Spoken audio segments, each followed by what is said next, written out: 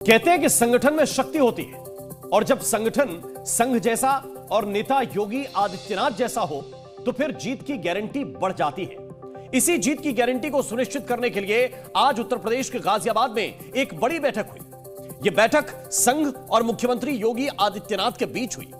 विधानसभा चुनाव के लिए अभी 2 साल का वक्त बचा है, लेकिन संघ ने अभी से बीजेपी के लिए रणनीति बनाने पर काम शुरू कर दिया है। आपको याद होगा, पिछले साल 10 सीटों पर उपचुनाव में रिहर्सल हुई थी और अब 403 सीटों के लिए प्लान बन रहा है।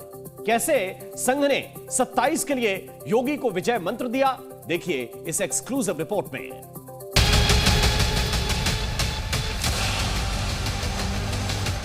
राष्ट्र निष्ठा कैसे होती है ये देखना हो तो राष्ट्रीय स्वयंसेवक संघ के स्वयंसेवकों से लोग सीखें। आरएसएस के लिए कोई पसंद और नापसंद नहीं। जो भारत के प्रति निष्ठावान होगा वो आरएसएस उसको पसंद करेगा। लोकतंत्र में जनता जनार्दन का आशीर्वाद जिसके साथ में होगा वो सरकार में आएगा। 2027 में जनता का आशीर्वाद हासिल करने के लिए अभी 2 साल का वक्त बचा है, लेकिन उससे पहले योगी आदित्यनाथ संघ का संपूर्ण समर्थन हासिल करने की कोशिशों में हैं।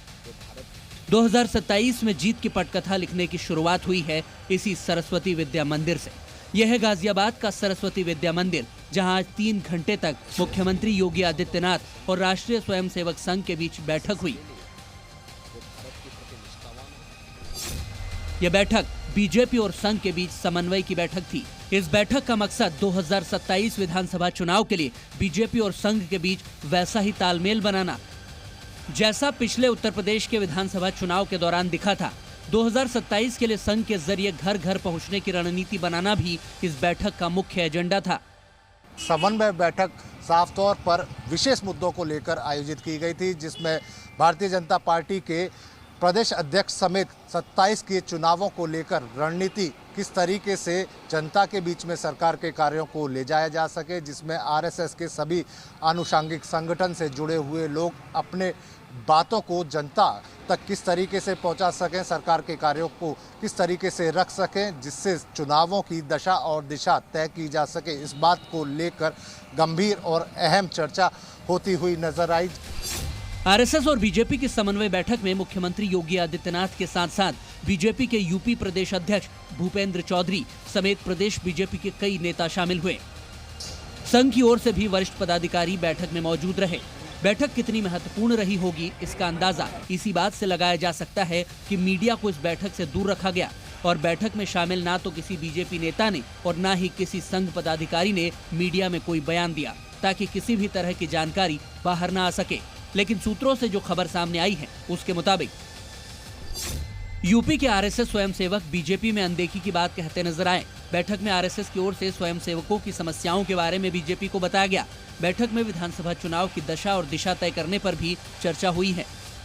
तो फिर तीसरी बार के लिए भी आप कोशिश करेंगे? मैं कोशिश नहीं करूंगा, हमारी पार्टी कोशिश करेगी। पर चीफ मिनिस्टर तो आप ही बनेंगे ना? नहीं, मैं क्यों बन सकता हूँ? भारतीय जनता पार्टी का कोई भी कार्यकर्ता बन सकता है। 2027 में मुख्यमंत्री योगी आदित्यनाथ के लिए आरएसएस क्यों जरूरी है, उसकी वजह भी अब समझ लीजिए। माना जाता है कि 2024 के लोकसभा चुनाव में संघ ने बीजेपी के लिए चुनाव में जिम्मेदारी निभाने से दूरी बनाई, जिसका नतीजा यूपी लोकसभा चुनाव परिणाम में बीजेपी को नजर आया और सीटें 62 से घटकर 33 रह गई। इसके बाद आरएसएस ने महाराष्ट्र, हरियाणा और दिल्ली विधानसभा चुनाव में सक्रिय भूमिका निभाई, जिसके चलते तीनों ही राज्यों में बीजेपी को बम्पर जीत मिली। इतना ही नहीं, उत्तर प्रदेश में पिछले साल हुए विधानसभा उपचुनाव में आरएसएस ने योगी का साथ दिया था, जिसका असर ही था कि 10 में से 8 सीटों पर बीजेपी को जीत मिली। इन्हीं परिणामों को देखते हुए 2027 में योगी आरएसएस का साथ चाहते हैं। आरएसएस के लिए कोई पसंद और नापसंद नहीं है। आरएसएस के लिए जो भारत के प्रति निष्ठावान होगा वो आरएसएस उसको पसंद करेगा। जो भारत के प्रति निष्ठावान नहीं होगा, आरएसएस उसको रास्ते पे लाने के लिए, सन्मार्ग पर लाने के लिए प्रेरणा ही दे सकता है। इससे पहले संघ ने काशी और मथुरा आंदोलन को लेकर भी योगी की लाइन पर मुहर लगा दी थी।